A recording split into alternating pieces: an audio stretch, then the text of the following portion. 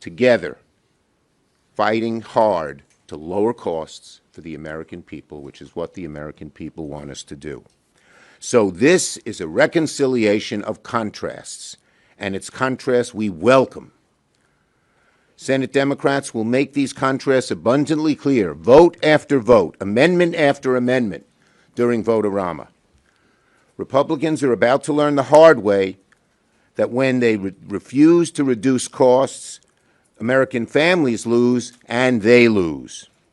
Republicans will find they cannot reconcile their deeply partisan, unpopular, and cost policies with the frustration of millions of Americans that millions of Americans feel today. So this will be a reconciliation of reckoning for Senate Republicans. Are they for the $140 billion for ICE and Border Patrol and for no dollars to reduce costs, or will they join Democrats as we propose amendment after amendment, focusing on reducing their costs? This plan is so against what Americans want and shows how out of touch the Republican Party and the Republican Senate is. If the Republicans acquiesce to Trump and Miller rather than stand up for the American people, so be it. If we are going to make them own that decision, own this decision, amendment after amendment, vote after vote. Senator Murray. I'm going to get my papers here. Well, right now, Trump has plunged this country into a war all on his own. Gas prices have surged, healthcare premiums have doubled or tripled or worse, pricing millions out of their coverage. So what are Republicans doing about all that?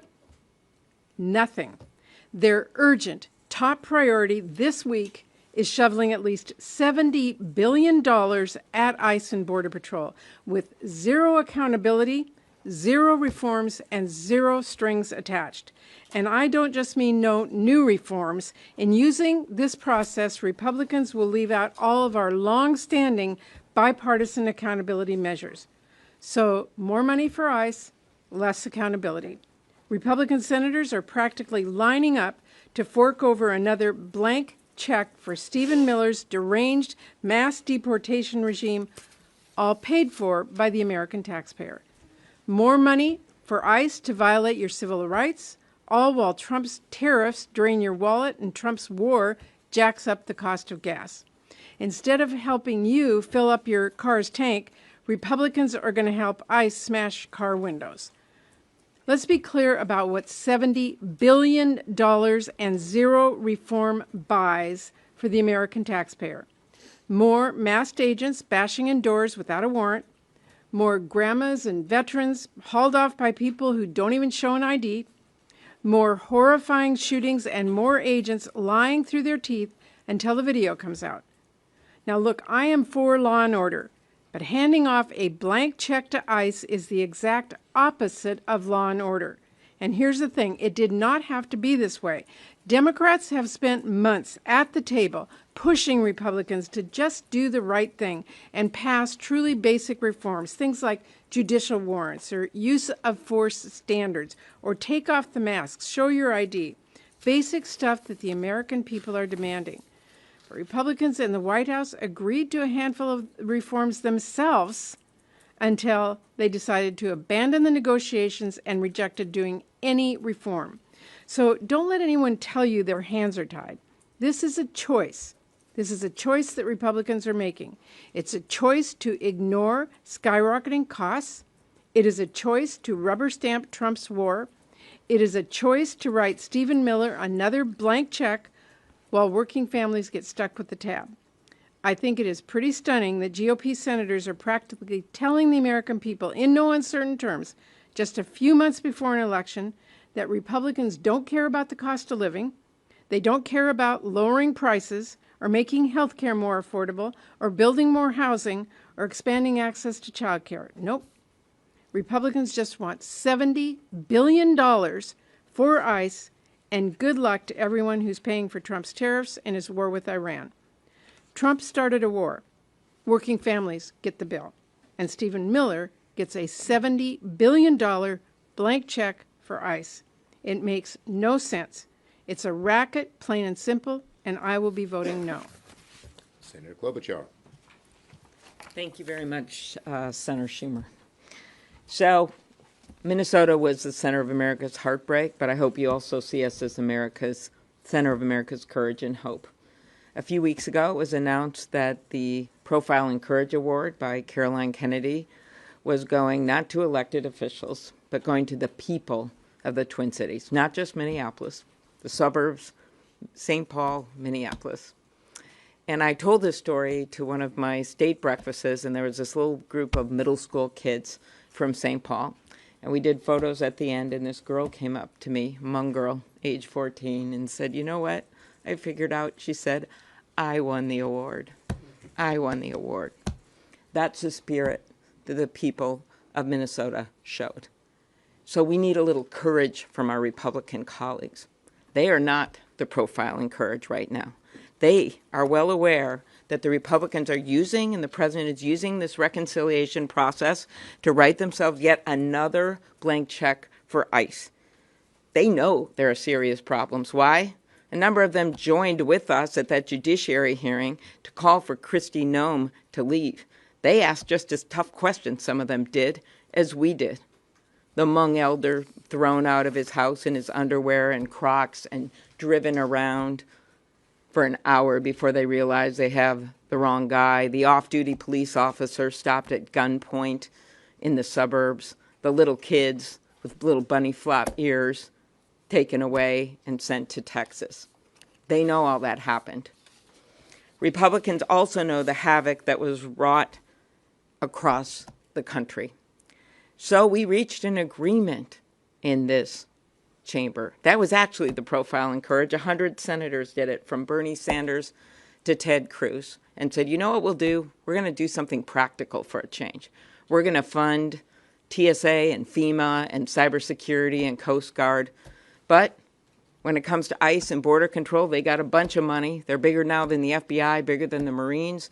And we're going to continue to negotiate that on reforms or handle it some other way. But instead, Republicans in the House rejected that deal. Not a profile in courage. So what are we in the middle of now? Now we're in the middle of hearing they're going to put $70 billion more into ICE. $70 billion more into ICE. What could that buy us? It's kind of extraordinary. At home, if I ask them, do you want to put $70 billion more into ICE, or do you want to fund 200,000 local cops for 3 years? I know what their answer would be, probably 80, 90% of them. Do you want to put $70 billion into ICE, or do you want to help people afford their health care premiums with an extension of the tax credits? I know what their answer would be, because you could get 2 years on it. To seniors, do you want to get free dental and vision and hearing through Medicare for a year? Or do you want to fund this?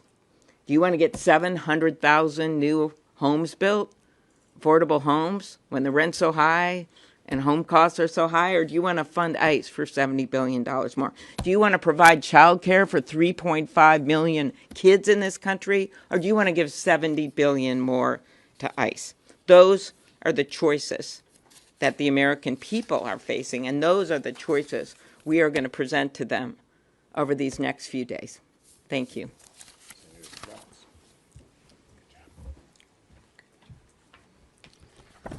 There's a lot going on in the world. Gas is about $4 nationally. Hawaii, it's about $5.50.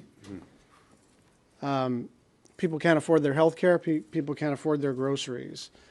And Senator Klobuchar said it exactly right. This is about priorities. This is about giving $70 billion more money to ICE than the United States Marine Corps. More money to ICE than the United States Marine Corps. And so a lot of the next 2 days is going to be about what's in this bill. But actually, I think the most significant thing is what's not in this bill. Regular people can't afford their lives anymore. They can't afford to put food on the table. They can't afford their electricity bill. They can't afford to put gas in the tank. They can't afford their health insurance. And the Republicans get, when you're in the majority in the Senate, you get limited opportunities to use this unusual tool of reconciliation. Once, maybe twice in a year. And so it's pretty significant that using this tool, they have decided to do exactly nothing about the cost of living. Exactly nothing. And to forward fund the most unpopular federal agency in the government for 3 years, to give them $70 billion without reforms, to give them more money than the United States Marine Corps, and to not even pretend anymore to do something about the cost of living. And so, yes, it's about what's in this bill. It's also about what they are ignoring. People across the country, red states, blue states, purple states, Democrats, Republicans, independents, non-voters, young people, old people, everybody is concerned with the cost of living except Senate Republicans. Thank you. And just one more point I want to make because of we have the vote on the Baldwin resolution for war powers. Every day that Trump prolongs the war, he digs himself deeper and deeper into a hole. Republican senators will have a choice to help him get out of that hole by voting with us. But it's getting worse and worse and worse for Trump as he pursues this war of choice that doesn't have goals, that has made things worse on the Strait of Hormuz, on the militancy of the Iranian leadership every day. And he's digging himself deeper and deeper in a hole until he stops the war. He will have a rough time getting out. He won't be able to. Okay, questions? Yeah, go ahead. Leader Schumer, the Republicans also left out Pentagon spending for the Iran war in this. They seem to think that Democrats will eventually cut a deal with them at 60 votes to send tens of billions, if not hundreds of billions, to the Pentagon. Are they making a mistake by not doing this on reconciliation? Look, it's a mistake not to end the war because Trump is digging himself deeper and deeper into this hole. Every day we see more trouble in the Strait of Hormuz. We see an Iranian leadership that is more militant. We see the nuclear materials they have even more hidden. So they're making a huge, that's the mistake they're making. That's the mistake they're making. Not by putting in more money to this war of choice that is so unpopular with the American people that Trump's numbers today went down to, I think it was 33%, lowest they've ever been. Yes, Theo. How much will Republicans using reconciliation to fund ICE and Border Patrol, how much will that damage the appropriations process in the future? And do you expect Democrats to use reconciliation the same way the next time? Look, the bottom line is that they've tied themselves in a total knot. They can't get things done in regular order. And now they've given us this opportunity to show the contrast between them and us. We believe in the appropriations process. We want to see it go forward. They're helping destroy it. Do you want to add something to that, I Patty? would say that's 100% correct. Absolutely. The Republicans who elected their majority leader because they wanted to put the appropriations process on the right track are now destroying it by taking this funding outside the appropriations bill and funding it. They're setting a precedent for the future, and it is going to be extremely difficult in the future for whoever ends up in the minority. Yes. A number of Republicans are equating Democrats' opposition to this package as a sort of defund the police effort.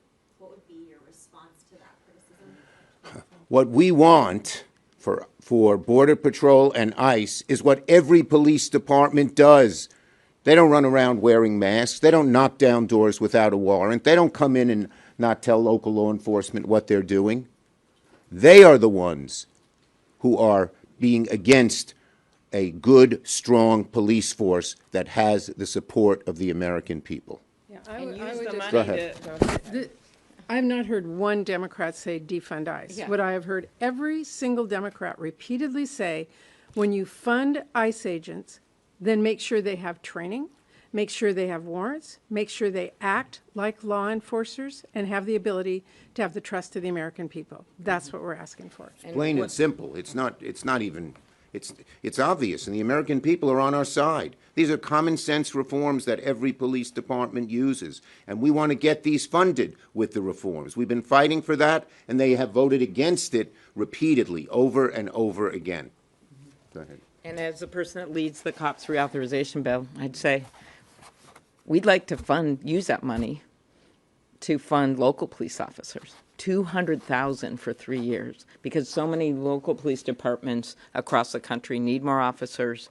They don't have the funding. They're not able to retain them with the funding that they have. And that would be the most helpful, whether it's burglaries, whether it's going after rapists, whether it is investigating white-collar crime. They need that resources. So that's the first. And then the second thing is, my colleagues just pointed out here, look at these. We had a whistleblower testify. Some of you may have heard them in a hearing that Senator Durbin did and others. And when you hear that testimony of that whistleblower, they got rid of all the use of force training courses for ICE. As you've heard, a number of them were trained for just 47 days. For certain in Minnesota, and I just can't wait for all these facts to come out, you're going to see that they picked up so many people that were legal. The people were yelling, I'm legal, I'm legal. Here's my driver's license. They threw them in cars. Why? Because they got bounties for it. And then they'd sometimes just drive 4 blocks away and dump them out. So when all of that truth comes out about the Indian American surgeon that was stopped 3 times on his way to work, and all of the racial profiling that was going on, 2 white guys and a Latino, and they tell the white guys, you can stay here, we'll come in. People in stores that would tell the Somali shoppers, go to the back, and so it's just white people in the front, so that when the ICE people came in, they'd look and they would just turn around. Those are stories. Yes. Approximately how many amendments will Democrats offer, and do you know if any are fashioned to get the support of any Republicans? Two points. First, we are going to have lots of amendments. The focus of those amendments is to show the contrast.